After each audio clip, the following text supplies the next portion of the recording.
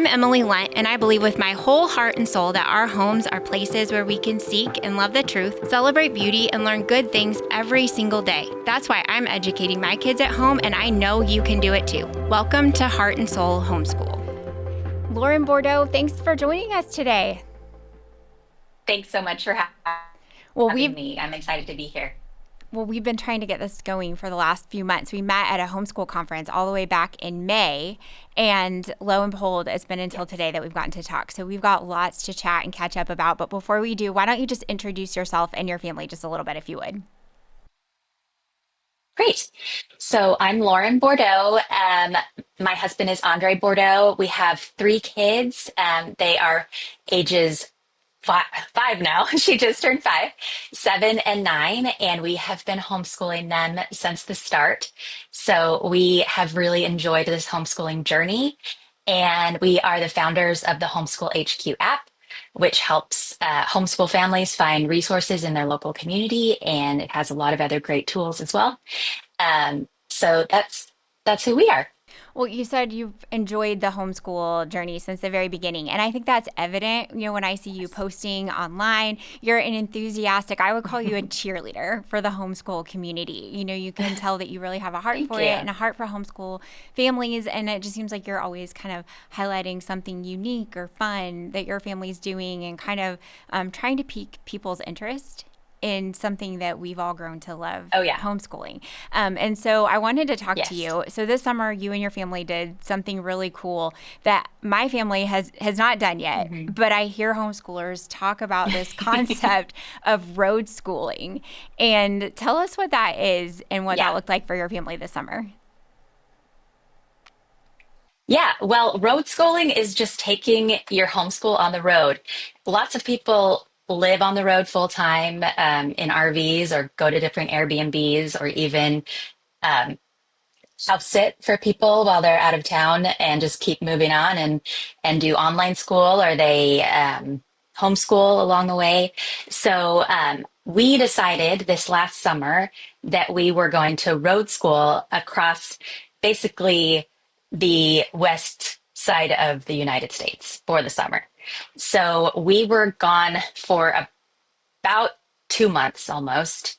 And we took our camper from Tennessee all the way up to Mount Rushmore and then over to Yellowstone and then Washington State, Oregon, all the way down California to San Diego, and then across to the Grand Canyon and then back to Tennessee. So it sounds short, but it was a very long travel time where we really got to invest a lot of time in each of those places. We saw many friends and family that we haven't seen in a long time, and we got to, spend time with them and get to know them more because our kids don't always get to see those family and friends that live over on the West Coast or other parts of the US. And while we traveled, we did a geography textbook. So we learned about each of the states that we traveled to. And we also earned national park badges for each of the national parks that we visited. So I think we earned a total of 6 national park junior ranger badges while we traveled. That's so neat. My family, we visited the Smoky Mountain National Park this summer, or I guess later fall.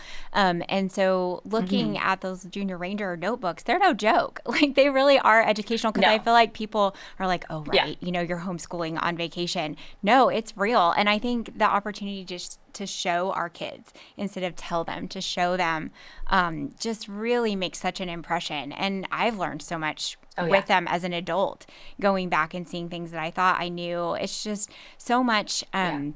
So much information that then they've got when we go back to it in a textbook later down the road, they've got that physical memory of it, which I think makes it stick all the more. Definitely. Yeah. So how Yes, how it's does really helpful. And yeah.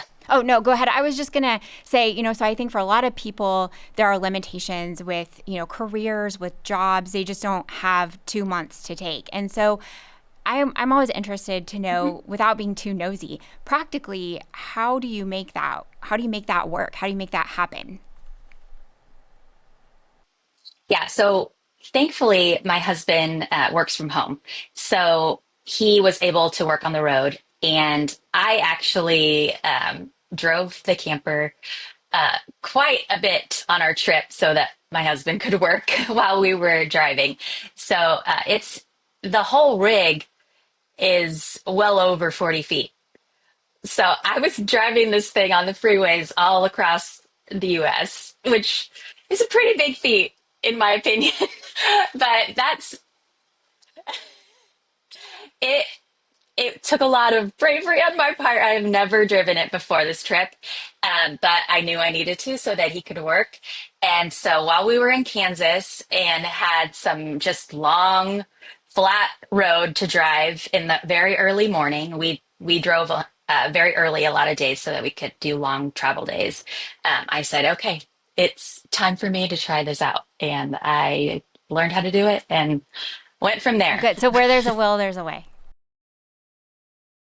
Yeah, and I mean, you don't always have to have a situation where your family member works from home. If you're wanting to do something that involves more travel, just take a long weekend, or learn about something while you're at home during the week, and then go travel to that place over the weekend. Yeah, we do that a You don't lot. have to take a 2 month trip.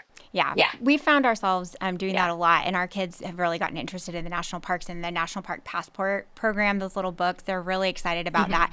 And I've been amazed just as I've looked at all the opportunities, that are within a day trip drive of our house. There are so many opportunities that I wasn't aware of. And so I think if people are interested in sort of adding these field trips, they don't have to be during the week. If you want to involve other family members, there are probably, if you look, there are probably a lot of opportunities to sort of put that physical element of visiting the actual locations into your homeschool, which is just one of those things that I think is worth cheerleading. Like we were talking about, you're such an encourager. And Yeah. so I think just sharing those experiences kind of give people like me something to dream about, something to look forward to, and Yeah. kind of just reinforce why we're doing what we're doing, because that's a really unique experience for our kids to get to have, however Oh, we yeah, get to incorporate that. definitely. So I do want to talk to you about Homeschool HQ. So like I said, we met at a homeschool convention. And so this is a relatively new product, right, that you've come up with. So we'll kind of get into the ins and Yes. outs of specifically what it is. But you shared your story of how you came up with it and why you came up with it. So go ahead and tell our listeners that, because I think it speaks to the ingenuity of the homeschool parent. Oh, thank you. Yeah, so I had the idea just after COVID time where things were kind of shut down. So uh, I guess it was about 3.5 years ago when I started to have the idea for Homeschool HQ. We were brand new homeschoolers 5 years ago during COVID. We had been wanting to homeschool, but that just happened to be our oldest's kindergarten year. So we had to do kindergarten when the world shut down, just like everybody else, pretty much. And we moved from Europe back to the US. So we didn't have a community of homeschool families kind of built up. So we didn't know what resources were available. And even the resources that were available were shut down at that time. So we kind of had to build our own homeschooling resources. I had to come together with other people and figure out what to do. And so as time went on, I realized that it was a little bit difficult to find homeschooling resources. And I would often have to reach out to multiple people by word of mouth, or join multiple Facebook groups and ask all these questions on all these Facebook groups, or do multiple searches to find what I was looking for. So the idea came to me that it would be great to have an app where users could list homeschool resources in their community, because homeschooling families are really great about sharing these resources with new homeschoolers and homeschooling friends. But it would be a really great thing to have an app that kind of makes an aggregate database of in-person resources so that it's easier to build those communities for yourself in person, and really help your homeschool to thrive. So that was my idea. And it took me a few months of really just kind of sitting with it to even bring it up to my husband. And one day I just brought it up. I'm like, hey, wouldn't this app be cool? And he asked, well, there isn't already an app like that. And I said, no, not that I found. And he looked it up and he's like, no, there isn't one. And he said, well, do you want to build it? And I said, oh, okay, sure. And the name came to me right away. I was really excited about the name Homeschool HQ. I think that really encapsulates everything that we do. And so my husband does not have a background in app development. And so he had to do the research to figure out how to develop an app. And we had been bootstrapping this project from the beginning.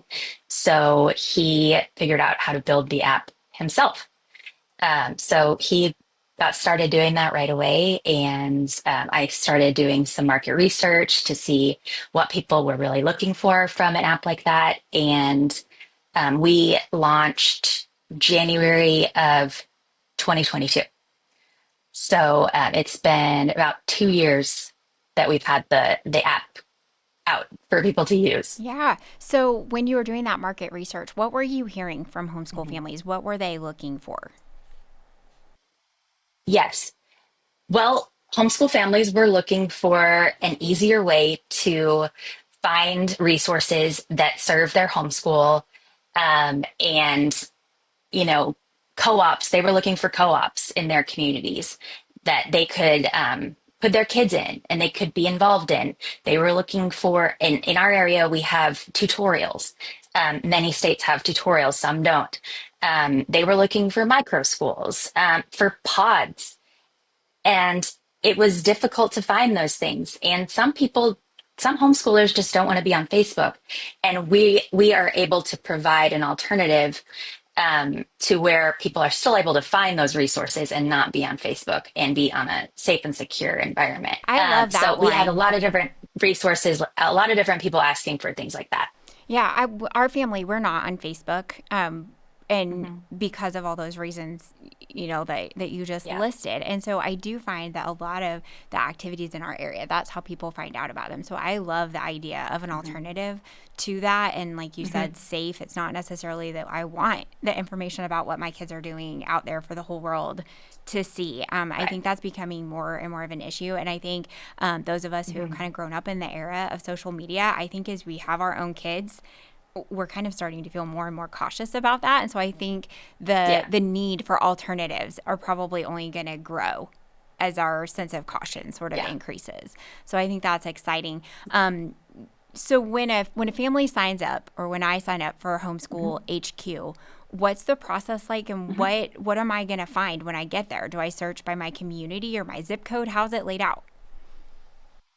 Yeah. So the app is free now.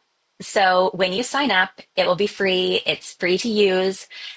So when you sign up, you use your email and you would turn on your location services because that allows you to look in your area for resources, but we do not track your location.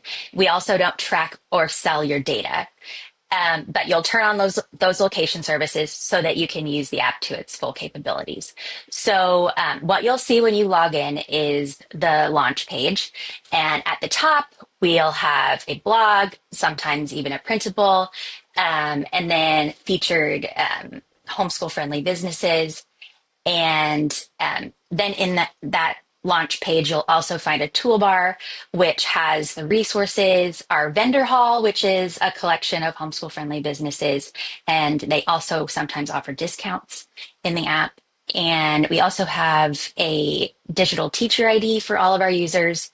So that's there to click in the toolbar, and you can use those for in-person discounts. Say if a museum offers a teacher discount, you can use the app.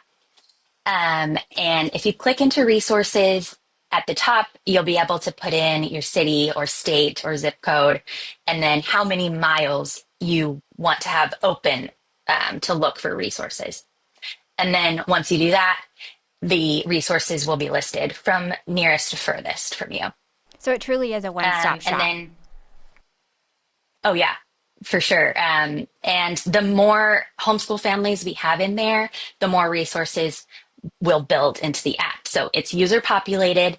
Our users can go in and add their favorite resources, like their co-op, their favorite field trips. They can add sports that they do, clubs, so many different types of things. We really want it to be, the headquarters for homeschooling resources. So the more homeschooling families we have, the better the app is. So I'm just thinking, for folks listening, and I'll do this after we finish talking, go in and make sure that the resources that I'm using in my community, make sure that they're there, and that the businesses, that I know that are homeschool friendly, the co-ops that we use, the sports programs, the extracurriculars, make sure that everybody that we use is on there, because it really does help build that community. And I love that idea, because I think these days when you do a search for homeschool resources in your community, there's going to be a ton of stuff that pops up, but finding those like-minded resources gets harder and harder. I think there's just more clutter. And so I love the idea that these are almost sort of pre-vetted. If someone's taking the time to go in, sign up, become part of the Homeschool HQ community, there's a little bit more assurance that this is legit for my family. Yes, I agree. And also, another cool part of how the resources are listed is you can actually, when you create them, there are optional tags. So you can click faith-based, secular, and or special needs. So if you're looking for any of those specific things from a co-op or club or another resource, you can keep an eye on that in the listed resources. So if you're looking for a faith-based co-op that serves special needs students, you can look for that in your area pretty easily in the app. Yeah, that's really neat. And I know that need specifically, just because you brought it up, for special needs resources within the homeschool community is really, really growing. And I'm excited to see. I learned recently of several co-ops and several resources that are really becoming more and more available for families. And so I think that's really encouraging that this tool is inclusive of those special needs too. So I'm really excited. So what do you have any stories sort of that have developed from the Homeschool HQ community? Any really neat stories of connection that you could share kind of as we get ready to close out here? I I just get really excited when I see people on social media or hear about people suggesting to use Homeschool HQ for new homeschooling families, or people that have asked questions like, hey, where do I find co-ops for this or that? And I see people suggest using Homeschool HQ. It's really exciting to me that it's becoming a helpful resource for homeschooling families. Because it used to just be this tiny idea in my head, and now it's a real app that people can use that I never thought I would ever say I'd be a founder of an app. So it's really neat. And I love that it serves the community that I'm a part of, and that I get to use it for my homeschooling needs too. Yeah, and it's neat because it's kind of an extension of your real life story. Because you told me in the past that you were kind of that connector. Once you kind of got your feet under you after that COVID time and kind of figured things out, you pretty immediately became a resource for other moms who were thinking about homeschooling, right? They were coming to you saying, what do I do? Where do I find? And so I think it's neat that it truly is just an extension of you that is web-based, but creating those real life connections, because that's something that I think the homeschool community needs so badly. As we can get encouragement online, we can find encouragement on a podcast, on Instagram, but it's really that real life community, the people that you're going to actually hang out with, eat with, go to the park with, that your kids are actually going to get to play with, that kind of sustain us as moms and as families for the long haul, right? Yes, I completely agree. And that's one of the reasons we built the app the way we did. It's not a social media, it's not even a forum. It is a way to find in-person resources, because we know how important building in-person community is, so that your homeschool doesn't become a lonely place. You need you need fellowship with other homeschooling families really to help your homeschool thrive. So I think that hits the nail on the head. Like in-person resources are really important. Yeah, they truly, truly are. Well, thanks for what you and your husband are doing. I think that's so very homeschool that you guys self-taught yourself to make an app. That's definitely a homeschool family thing to do, to identify something we don't know how to do, but we want to learn and figure it out. So I think that makes the story all the more fun. Lauren, where can our listeners find you, or can they connect with you? Yeah, we are on Facebook, Homeschool HQ. We are on Instagram, Homeschool HQ app. We're on X and LinkedIn. You can connect with me on LinkedIn. If you're a homeschool friendly business, I'd love to connect with you. And you can download the app in the App Store and the Google Play Store. Okay, awesome. Well, we'll be sure to put all of that in the show notes. And Lauren, thanks so much for taking time to be with us. I've been encouraged by our conversation and know our listeners will be too. So thanks for being here. Thank you. Thanks for having me. And for everyone else, I hope you'll join me next time for the next episode of Heart and Soul Homeschool. Heart and Soul Homeschool is a podcast presentation of the Herzog Foundation. The views and opinions expressed on the show are those of the host and guests and not necessarily the views of the Herzog Foundation. Be sure to like and subscribe to the show so you never miss an episode of Heart and Soul Homeschool.